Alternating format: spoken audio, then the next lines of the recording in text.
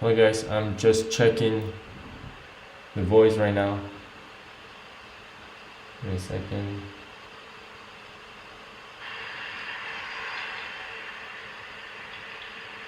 Hello guys, I'm just okay. The voice is good. And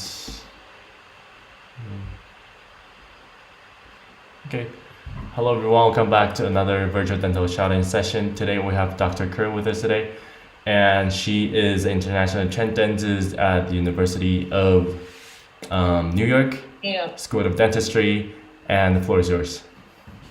Okay, hi, Scott. Thank you for having me, and thank you, Virtual Dental Shadowers. It's a privilege to be here today. And yeah, let's start with my journey. So, I'm an international trained dentist from India. So, I completed my education as a dentist in 2013. Then, I moved to Australia to do my master's in dental public health. Over there, I trained for 2 years, and it was a non clinical thing, but we worked with low socioeconomic people, and I did a research where we had to study about the DMFT scores, which is technically the caries risk in children from 0 to 5 years of age. And after that, I got married, I moved to US, and now I'm here.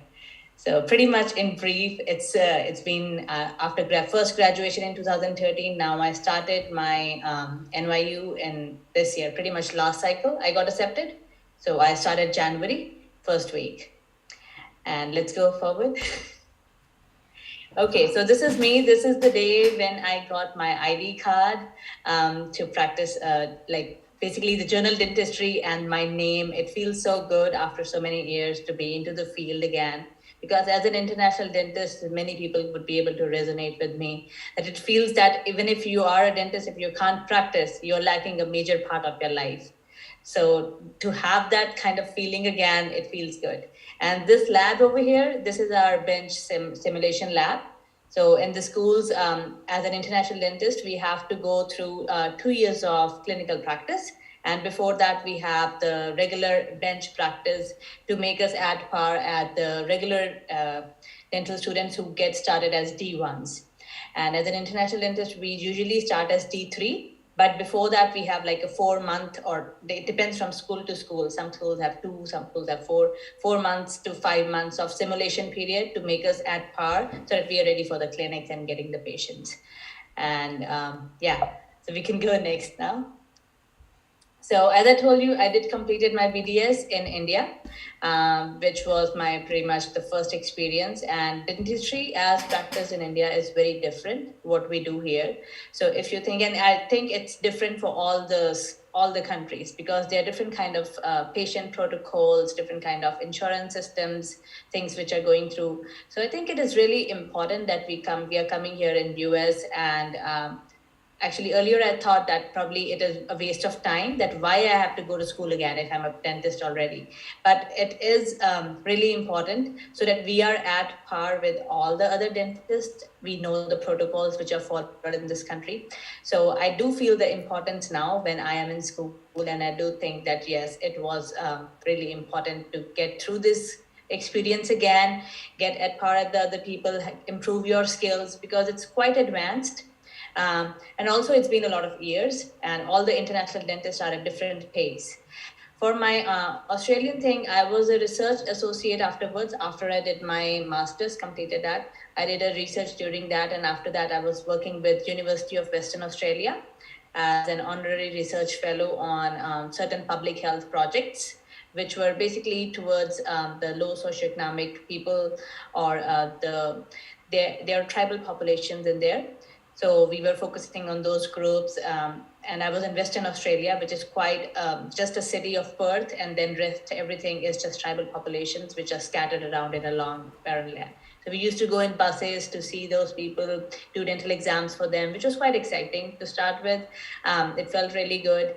And again, I said that I'd moved to US afterwards, so I wanted to start my career in US, and then that's my journey, which I'll follow up now. That I started as a medical assistant over here, which is quite surprising because I got a job opportunity And it was, and during the pandemic, actually, I was working throughout the COVID in Bay Area, California, which was one of the first states which got the first COVID got positive cases. So you So were that was an experience. sorry. So you were already seeing patients during your research in As a Australia. medical assistant, no, Medical assistant. research assistant, we can see patients, yes. We cannot treat patients. Ah, We can okay. see the patients, we can see that what is going on. We will tell, okay, yeah, they have this many cavities, then we refer them to the dentist, right? Got But it. we cannot treat ourselves. We don't Okay. have the license to do that, but we can definitely see because we have the knowledge Okay. that Got they it. need to be seen, Okay. right? So we used to do that kind of stuff. But when I moved to US, I was working as a medical assistant, which is not a part of dentistry, in urgent care, and then I moved to a hospital setting. So I was working with COVID patients throughout the pandemic before getting into dental assisting and volunteering. Got it. So yeah, that was the US part of it. Next. Okay, so yeah, over here, being an international dentist, it is quite competitive to get into dental schools. I know that dentistry in itself, like even for regular students, it is quite a competitive field, and all the students who are in the pre-dentals, they work really hard to get their grades sorted. But being an international, it doesn't make it easier at all. It makes it tougher to start with because there are not as many seats, and every year the pool is getting bigger. So what my credentials look like is we have to get that evaluation done once we move to US to get an equivalent grade as to what we have in our country. So my GPA was 3.83 out of 4 in my BDS, which is my Bachelor's of Dental Surgery. And then my Master's of Dental Public Health, it was 4. I passed with a distinction because of my research over there. And then we have to pass a TOEFL, we have to give the TOEFL exam to do the English competency kind of thing. So most of the schools over here for international people, they want 100 plus score, but more the merrier kind of situation. So whatever better you have, so it's out of 120. So I got 113, which is pretty good. Then we have to do the board exams beforehand. Like for the regular dental schools, students, the board exams they have to do in their final years. The JCND national boards or the INBD. When I did it was part 1 and part 2, but now it is like a combined one, which is called an international board exam. So I passed those. Then I gave an ADAT exam to prove myself more competitive. An ADAT exam is usually given by students who go for residency programs. But there are schools for international people who they prefer. It's not a compulsory thing for us, but they prefer for a score kind of thing because it gives the score. But this exam is mostly for the students who have completed their DDS in US and they want to go into their residency programs. So they do this exam mostly.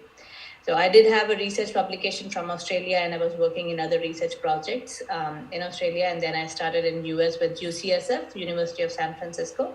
I was working as a research assistant over there as well. And I did work as a medical assistant for 2 years in an urgent care setting. And we used to see a lot of dental patients, which is quite surprising because on every weekend, early morning, the first 2 cases were mostly like a swollen jaw or something, which was a pretty exciting thing for me to see because people don't have the access to care or the dental like offices are closed on weekends, probably that's why. So I did have a lot of dental experience even through my urgent care setting. And then I did a lot of volunteer work, as I said, which was mostly with the hospitals, the COVID vaccination booths, and the mobile dental vans. I was working there. And one more thing, I was doing shadowing also with some specialists and a lot of CE courses. The CE courses are the continued education courses for us. But I did mostly the online ones. There are hands-on and online both. But during my time, it was COVID, so everything was closed. So we were mostly like the digital part of it. Yeah. And this picture over here is my diastema closure project. So we have this certain exercises which we have to complete on the typhodonts. So this is the diastema closure which I did. Next. Okay, so what struggles did I encounter? Okay, so the first struggle is to pass. That is a major hassle, and I believe students who have completed their DDS, they know that passing the boards is a big task, in itself. But for us, they think because we are dentists already, they want us to be having these like exams passed beforehand before we even get started to the dental school for a thing. So getting started to study again into that motivation, because it needs a lot of, and they're like, I think 12 to 15 subjects which they test us for. So we have to get ready for that. And I had a baby. I was pregnant earlier, so I had a baby, and it was quite a good time, which I remember now. It's been like 2 to 3 years now. But I passed my boards in part one in 2019, October, and I did my part two in 2020, November on, again, like with 1 year gap. So it was the first attempt, but getting back to the studies, to focus, to get ready, to have that feel, that is the thing which really is hard for everybody. But what was my major support? First of all, my family, of course, my husband and my mother, who was here staying with me. So I would advise any international dentist who's trying to study, have some support with you if you have family, because most of us do have families. And then there are many Facebook groups which are very, very motivating. Trust me, that is your more like go-to thing, because you know that you're not alone in this journey. There are many people who are struggling through the same thing what you are struggling. So I met like two friends on Facebook. We made a study group and we studied together. We did our part one, then we did our part two.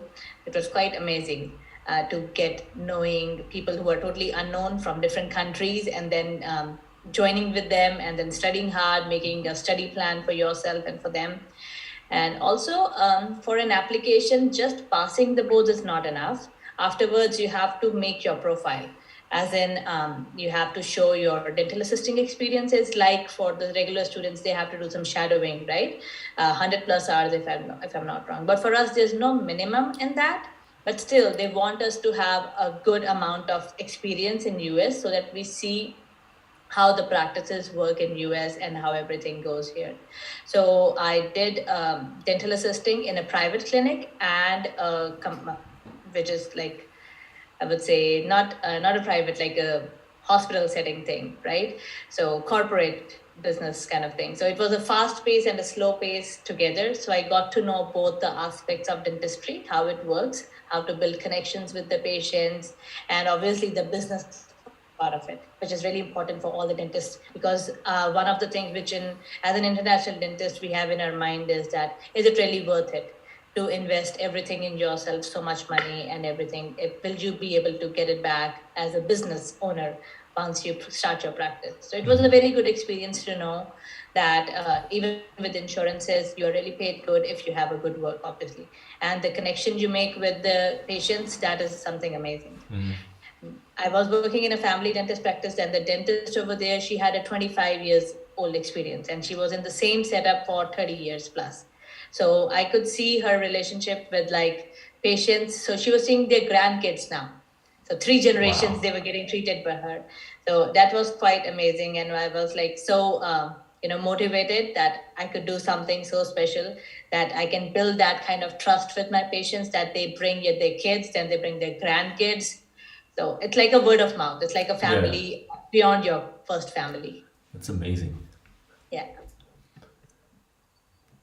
So what did I do for my volunteer and extracurricular works? As I told you, the mobile dental van and give kids a smile. This mobile dental van is a setting which goes. There's like a bus, a big bus, which has two dental chairs in it. We go to different places. It can be either homeless shelters, or it can be the old age homes, or it can be like preschools which are government funded for the low socioeconomic people, not the private preschools, the other ones. So we do free exams, and then like I could not do the exams, but I was working as a dental assistant in those for shadowing. But the dentist over there, they could do the emergency treatments like fillings if they need, or if the for young kids, if they have some cavities, just to fill those cavities up and give fluoride treatment varnish to them. So we used to see patients like that. And other kind of work which we can do is shadowing, which is really important, as I know, as a thing, because once you see how the dentists work in their own field, not just the general practice, try to see any kind of specialist if you have an opportunity. As that will give you a diversity to know how the things get varied. because in US it's different. You have a general practice, which is your go-to place. Then any kind of referrals go to the specialist. It can be endo, it can be oral surgery. I was shadowing in an oral surgeon place and a peds place. I did shadowing for them. So it was quite different seeing kids all day throughout with like big procedures, and then seeing some kind of surgeries or big major wisdom tooth extractions or leaf foot fractures, which are like the oral surgery cases. So shadowing those and what kind of protocols are followed in those places. And that gives you like a range of experience, and it gives you a lot to talk about in your interview specifically, because while you're interviewing, they want to know what do you have your experience, like how rich is your experience. So if you have multiple things added to it, not just a specific general dentistry, then it gives them like a more kind of insight into you as a candidate. And also, as you can see what your goals are, like even before getting into the school, you would know probably like, okay, I already like peds, right? Or I already like oral surgery. I want to go in that direction. So that gives you a lot of opportunity. And then I obviously volunteered with American Red Cross for COVID vaccines, and also for in Bay Area where I live in California, there's a lot of wildfires. So I was working as a emotional support counselor for people who lost their homes during the wildfires, and that kind of thing. It was just virtual, but we used to talk to people and kind of like just listen to them, not really talk a lot, but to just be a hearing Yeah. aid, like they can feel better and how they have lost everything. And then obviously, I was doing a research assistant. I joined in University of San Francisco Dental School as in their public health department. So I was working as a research assistant on 1 or 2 projects over there as well. So yeah, letters of recommendation. I think that apart from anything else in your application, your statement of purpose and your letter of recommendation, those are the biggest things which can like move your application from a yes to no. Even though if there are like 2 applicants who are really good, everything is the same, but one has a good letter of recommendation, it's a yes already. So I would say like how to ask or like how to build with professors. It can be professors, it can be doctors. So don't just go to any place to get a letter of recommendation. Go with your motivation, go with your passion, show them your interest. Do not, like I've seen some students or like some candidates who literally go, okay, I need a letter of recommendation from you 2 months from now. That's why I want to start as a shadowing. That already kind of loses everything, right? So rather than saying that, even like honestly, they do know that you want a letter of recommendation. They do know that. You don't have to emphasize on that to start with. Just show them that you are a dentist if you're an international dentist and you really want to learn how the things go in here, and be ready to learn from the basic, from to start from zero and unlearn what you know yourself, and start to think and feel how the things are going in here. What is the practice kind of like, how the day starts for them, what kind of patients they see, how they greet the patients from front desk to like the chair position. See everything, observe everything, and try it and be ready to help. Like even if you're not working or you're just shadowing, don't just stay there standing. Like be offer your help, like okay, jump in and you say, okay, I can do this probably if you teach me. Obviously don't cross your lines, but yeah, tell them that okay, if you show me that, I'm more than interested to do this work for you, if you feel have a comfort level with you. And once they see this kind of interest with you, they definitely will be more than happy to give you a letter of recommendation. As a dental assistant, where I was working, I only worked at that place for 1.5 months when I asked for a letter of recommendation. And my dentist was like, she's such a nice person, obviously, but she was more than happy to give me one of the most beautiful letters. And we did talk a lot about in my interviews, in my New York interview also, because I interviewed in many other schools.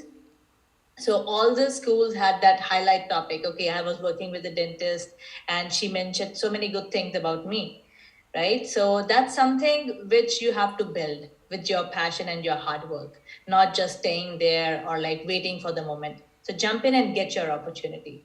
And obviously be respectful. Like even though they are like colleagues or everything, but show them the respect that they deserve, because they are at a much higher position from you. They have much more experience. Even if you think probably they are wrong on something, right? Don't just like cut them off. Probably take your time, come next day and tell them, okay, I thought that probably you were wrong at this moment, or even if you did something, why you did that.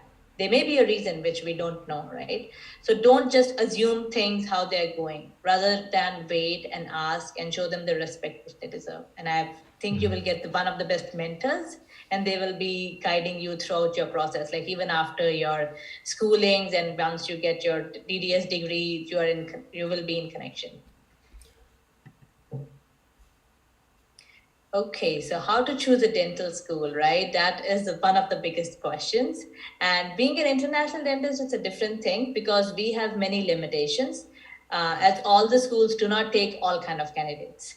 We have visa restrictions. Some people who are on international, who are like just international students, they need a visa to come to US. They not every school take them. Some school only prefer green card holders or US citizens, even though if they are international dentists, right? So our selection criteria is very different. But for me, certain things which were important was obviously the school, their reputation, how what kind of patient pool they get every year. If they have like if you're going to a dental school and they don't really have a lot of patients to offer, you won't be able to practice much. So the first thing which I think, rather than any kind of research or anything else, is the patient pool which they're getting every day or every year, and how much practice you will have through that. Because ultimately what you need is to practice. That will make you perfect, rather than any kind of education. That is what you really really need. So patient pool, then obviously any kind of their minimum criteria. Don't apply to school if you don't have a, let's say if they have a minimum GPA, right? If they have a minimum of 3.5 and you have like 3, so don't apply there. That's a waste of money and time. So don't do that kind of mistake, right? If they have a minimum TOEFL, so match their minimum criteria first of all, and then see location wise. Many people have family issues; they cannot move beyond from certain place. So if you have like West schools, if you prefer California schools or East schools, if you have a selection for that, that is another thing to see. But length of course, as an international dentist, it does matter because there it varies from anything from 30 months to 24 months. 24 months is the typical. It can't be lesser than that for international dentists because that is D3 and D4 as practicing. But you can actually do, like there are like in New York school it has 28 months of program. There are other schools who have 30 months or even more. So 3 years, up to 3 years we have to do, right? So if you have certain limitations that you don't want to go to those schools who have very long periods as an international dentist, so don't apply to those schools, right? Then another thing is what kind, if you are interested in residencies, like New York is a hub, like this school has all residencies to offer once you complete your DDS. So if you're interested in anything to specialize, that is a very good option to come to, or to see what kind of residencies and options do they offer after your DDS, because they have a preference for their own students. Always, any kind of school, they will have a first preference for their own graduates after DDS. So if you are obviously interested in some kind of residency, do see or focus on those kind of things. And then last but not the least is the research or the outreach, because outreach gives you, there are two benefits of that. First of all, you get to travel, right? And if you want to travel, it's the best thing to do, go to.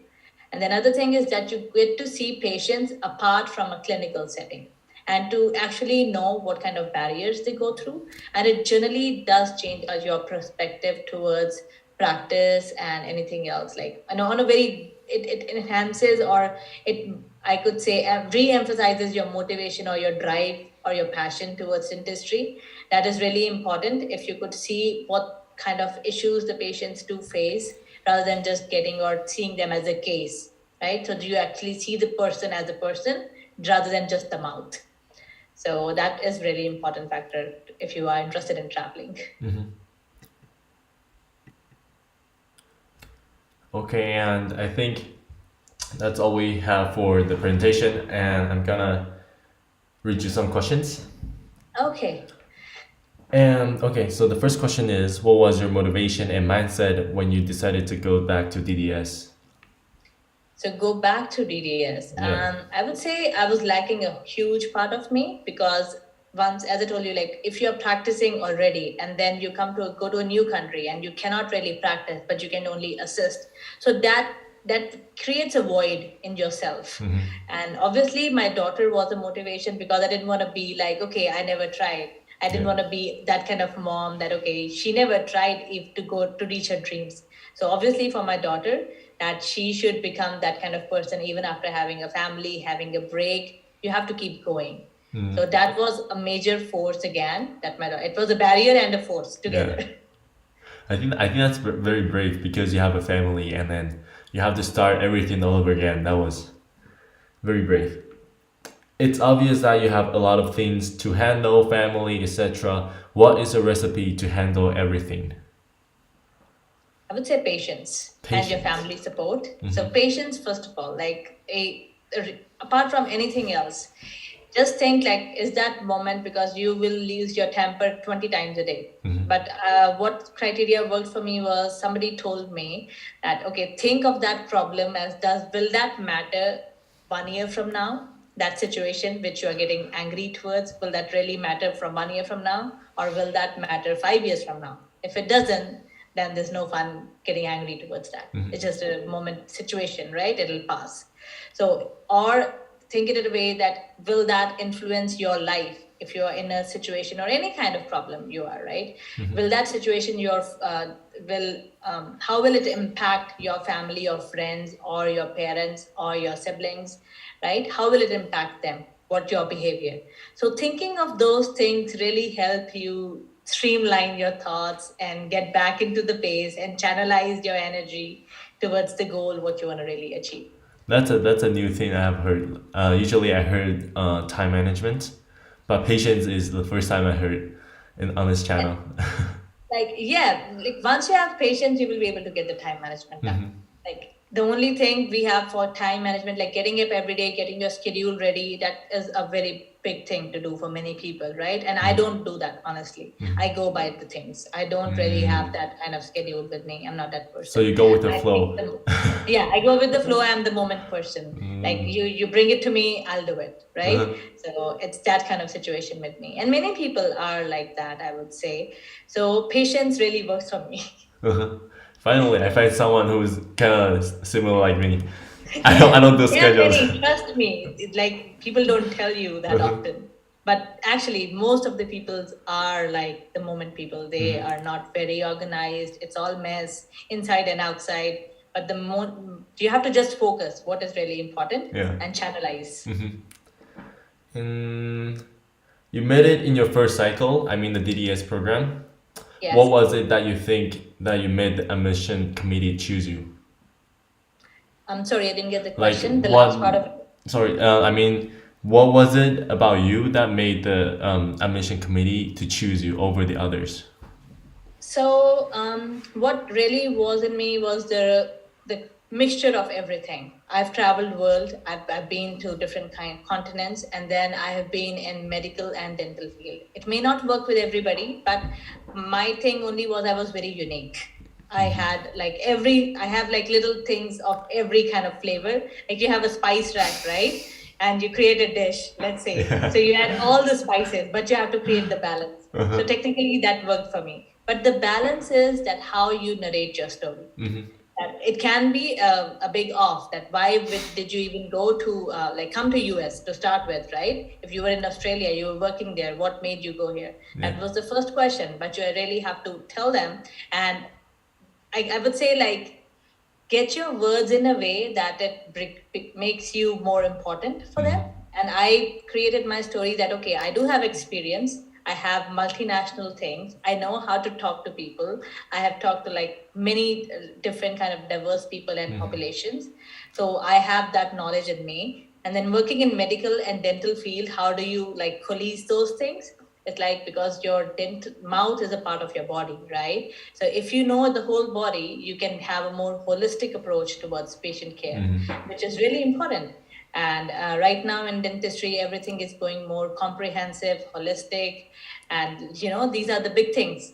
And the coming, I think, the future of dentistry probably like seeing the patient as a whole, not just a mouth or a cavity. So you just have to narrate your story in a way that it resonates with what they want and a clinician. And everybody wants a good student who is teachable. who is patient, who is ready to learn, who is open for productive criticism or positive criticism. So you have to just show them that you have those things. And being a dentist and working again as a dental assistant, starting from zero, you do show them that, okay, you are ready to learn again from zero. You don't have that kind of thing in your back of your head that, okay, I'm a dentist already, I know the world, right? So you don't come with that attitude. Come as a learner, come as an inquisitive person. And that is, I think, the magic which happened for me.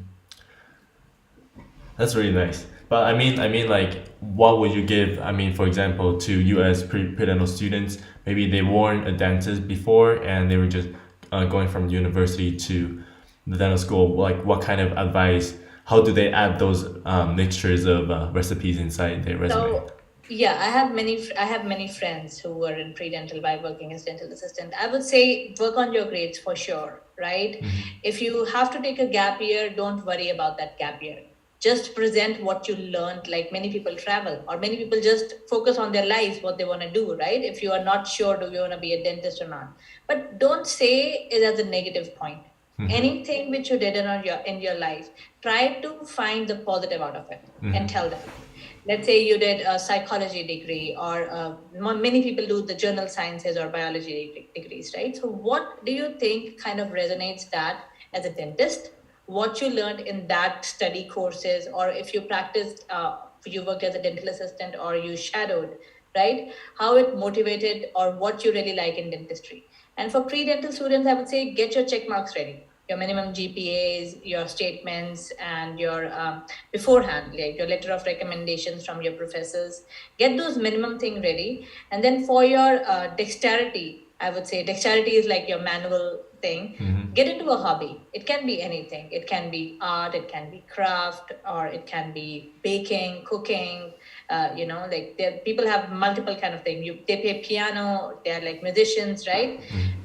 Working with your hands, show them that you can work with your hands, because that is what industry is, that you have to work with your hands, right? And you have to create something beautiful. So I see that every kind of art, even if it's baking, tell them that how that thing relates to dentistry. And that might sound weird to you, how does it do that, right? But it's kind of creating a perfect mixture of icing or that flour, what you're doing on the baking thing, right? And tell them that you have the control of your hand and you can create it.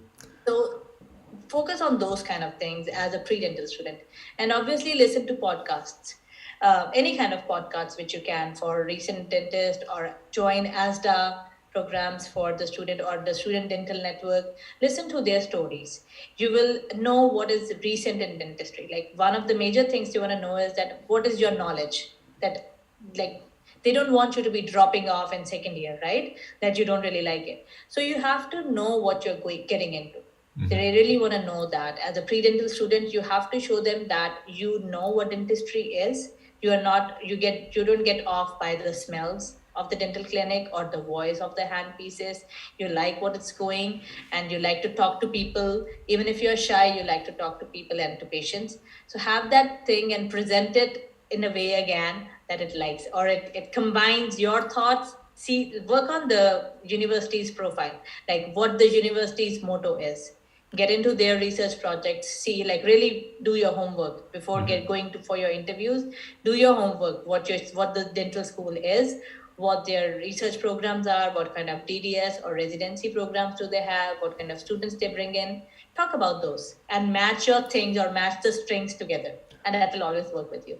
When you're giving a lot of good advice, like the podcast thing, I like that. I like that.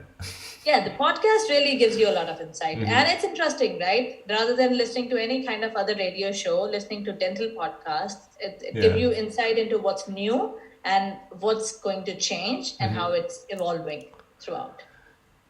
And the next question is, if you could use one adjective to describe yourself and all the other selected candidates, what will it be?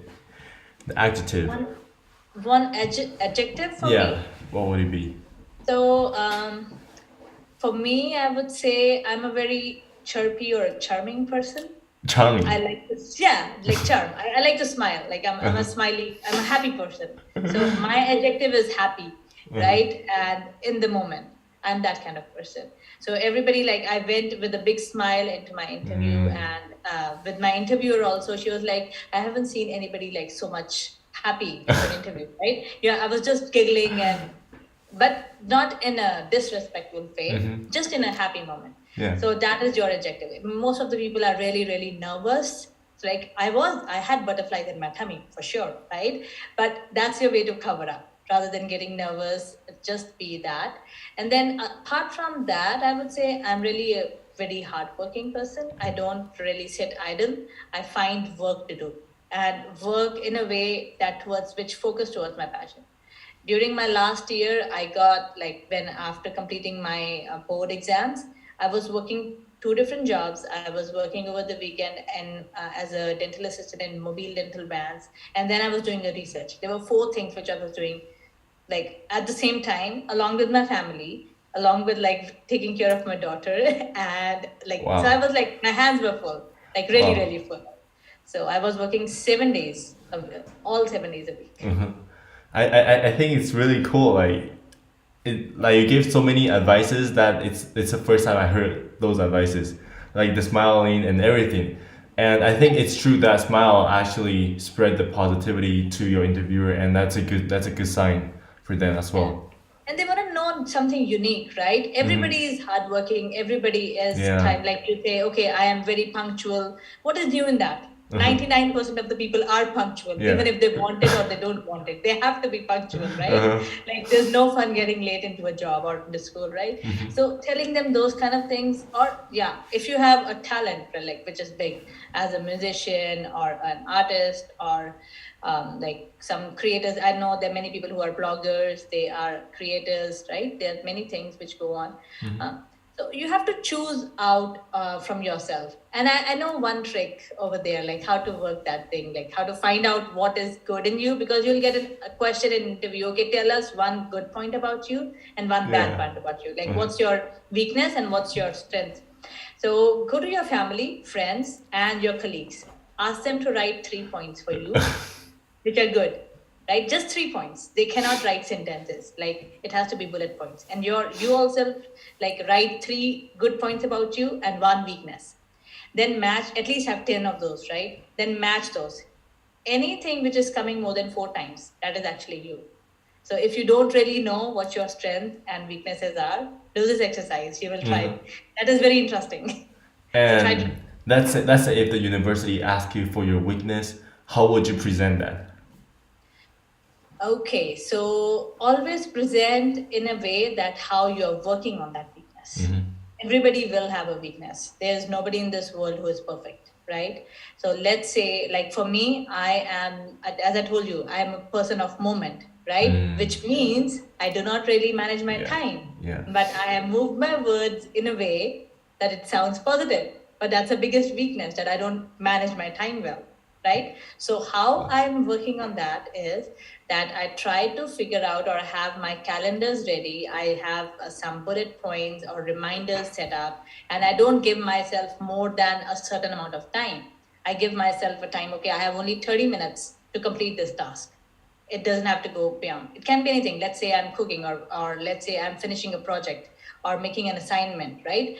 I told them, okay, I time myself now, and I don't want to lose or waste time apart from that for 60 minutes, right? And this is how I'm making my time. I'm working more efficiently, and then I take breaks, like quick breaks.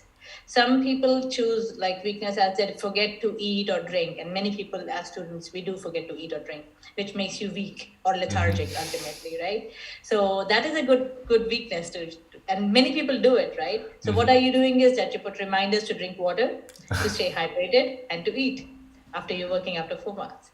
So you have to tell them what you are working on to improve on that weakness and how you really improved, and you're still going through. So you joined the third year dental student there. How does a curriculum look like to cover all the first 2 years that you have missed? So we technically join as D2 advanced standing batch. So we have to complete all the things which they have done already in 2 years, and they're still doing within the 3 months. So it is a mess, trust me. It doesn't get easier, but you just get used to it. And also being a dentist, you have a plus that you have done it before. Maybe it's a long time, but we tend to catch up faster. But we have to submit all the competencies and criterias beforehand as a regular D2, regardless of the time. Some schools give you 1 month, some schools give you 3 months. But the whole thing is like, as a unit, we are 30 students, we are all in the same boat, and right, so we learn from each other, we learn from our professors. One thing I would like to say is, don't shy from asking questions. Never shy from that. That it's okay that you don't know, right? Don't feel that, okay, I don't know this and my partner does. Ultimately, just try to be better from yourself rather than from the next person who's sitting next to you. That is not important. What is important is that what you are learning, because ultimately you're going to be into a dental practice. One day you will have a patient in your chair and the decision will be yours, not somebody else's. So you have to work for yourself, and once you start doing that, everything gets easier, right? So try to make an improvement on your own self every other day. And what was the structure of your personal statement? Okay, so my personal statement was like 5 to 6 paragraphs. It started from what was my passion as to get into dentistry. The first paragraph was that. Then my dental school in India, what was my experience for that, for the dental schooling procedure. Then the next it came to Australia. I really worked only for like 1 or 2 years before moving to Australia after my schooling. So I managed it to Australia, then coming to US again after my research. Like, it was chronological order. But it is not really necessary, but I like it the way it's for a narration of story, to start from the beginning and go. It is your choice that you want to go like jump here and there, but make sure that all the points connect to one main thing. For me, it was my passion to work as a dentist, as a clinician, and as a public health promoter, right? Or the person who really wants to get to more people, get access for them. So have that one common thing or motto throughout your journey from the first paragraph. Make sure that you really wind it up, or your closing line and your first paragraph, even if you don't read the in between part of it, they are connecting, right? So choose one motto of your life. It can be your private practice, it can be work life balance, it can be having a good a money making business, which is good, plus satisfaction and connection which you build with the patients. So anything which you choose, you may like talking to people, right? So this profession gives you a lot of option and opportunity to talk to people every single day and know from their life, right? So it never gets dull in a way. So but have that thing, one thing common. So for me, after that, for US, and then what I think I will be in from 5 years, or my 10-year plan. Obviously, on your statement, have that thing. What do you think you will be 5 years from now? And then let's say you don't get into dentistry. There, another kind of interesting interview question is, what if you don't become a dentist, right? So what will you do? So try to get into, like, it is your option. You can say that, okay, I'll try again and I'll be here again until I become a dentist. Or it's up to you that you get I would say, an adjunctive or a cousin line, which helps you working with your hands. That is really interesting for them to see, that you will get, let's say you have a hobby of baking or music, that you will work with music. So tell them, okay, I will try to get into that field then, but I would really miss being a part of it, and I will try to join as much as I can in the projects as a volunteer, right? So try to show them that your interest is still in dentistry, but you are like really good in your hands, and that's not your last result. They don't want to be seeing that kind of people who don't have opportunities or vision for them, right? That you're not like, let's say you don't get successful, what will you do? So you should have a vision for your life, how you're going to work with your life. And which school did you apply to, and why NYU? I applied to many schools. I applied to around 13 or 14 schools, right? Because I was desperate enough to get into my first cycle. And I applied to NYU because obviously it's a big name. And another major factor was that many of my seniors who were graduates from my own school in India, they are NYU grads. So that was a bigger motivation for me. And because I've seen them over the journey, and of course the name, right? Who doesn't want to live in New York? I think like probably somebody doesn't, right? But still, it's one of a kind experience, right? And obviously the patient pool, they have the most, like I would say, one of the busiest patient schools. It's the third largest school, and they say that every 4 dentists out of 10 are from NYU, right? So there's a very big family connection kind of thing. That, and then for the other schools, I did apply to California schools, of course, because I'm a Californian. I live in Bay Area. I lived in San Jose, so I did apply to those schools and other schools as well. Yeah. And well, I don't know if it's nice to say this, but which are the schools with a less patient pool? Honestly, I don't really know which are less patient pool. I would not try to name out which are less, but I would try to name out which are high. Right? So let's get the answer transformed into a different way. So NYU is a high patient pool thing. UCSF, UCLA, the California schools, Loma Linda, USC, they are very high patient pool schools. Alabama is a very high patient pool school. I know. Then UNLV, which is the Las Vegas, right? And then there can be many more. I may be limited in my knowledge, right? But yeah, and how you do really see is go to their website, Incident chart, and then see what is their average turnover. You can actually see that for any school. So or talk to the people who are working there. So if NYU is one of the busiest clinics. Most of the people, which I've heard from my colleagues and other, they do like 2 patients at the most in a day as a D3 or a D4. But at NYU, you get to do, or you have to do up to 4 to 5 or 6 patients also in a day, because that's how busy it is. Yeah, got it. And let's do a few more questions. If someone has less volunteering experience, does that affect their chance?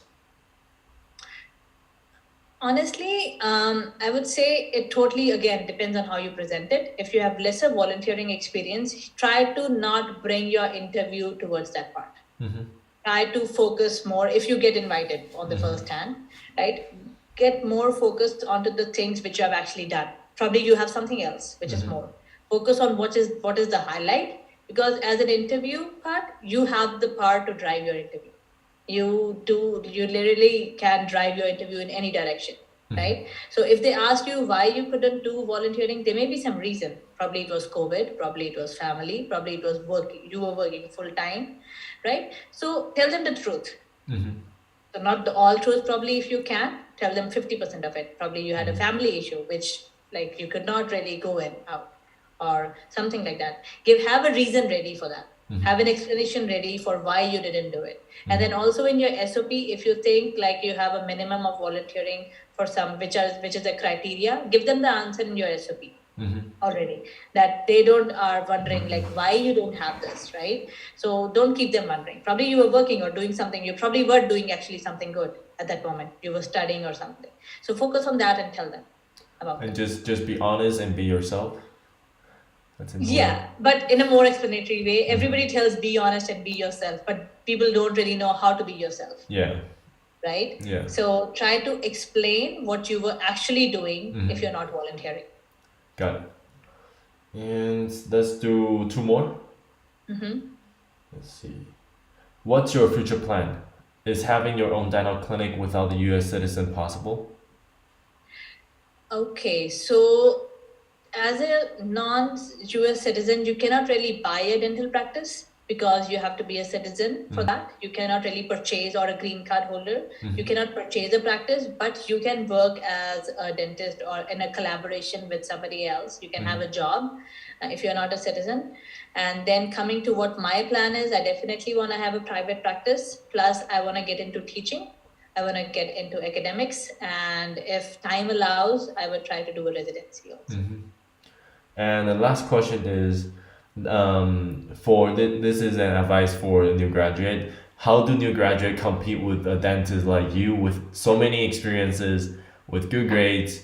Like, what advice would you give them to new graduates? After graduating from a VDS program, Yeah, from dental school. I would say it doesn't, like, it give takes you at a par once you are graduated, right? Mm-hmm. So how to really compete? So let's say if you're getting into a residency, get your ADAT scores done. Try to get into like, let's say I'm interested in peds. Okay, so what I would do is get into outreach programs, or get into volunteer experiences. Try to shadow dentists during your school time if you are available Mm-hmm. for any, like probably even for 2 or 3 hours. Try to shadow, Mm-hmm. or even in your school, get into the pediatric department. Try to join into any kind of research if they can, like if they allow you to do that, or if you have some time, which you definitely will have a little bit if you squeeze out or like really work hard on those things. And make a plan for yourself. And if it doesn't really work in the very first year, take a gap year, do a residency, and many people do a residency as a GPR, and then go for it, or just work as a dentist, right? It will give you much more experience, but try to work at a place who sees more kids.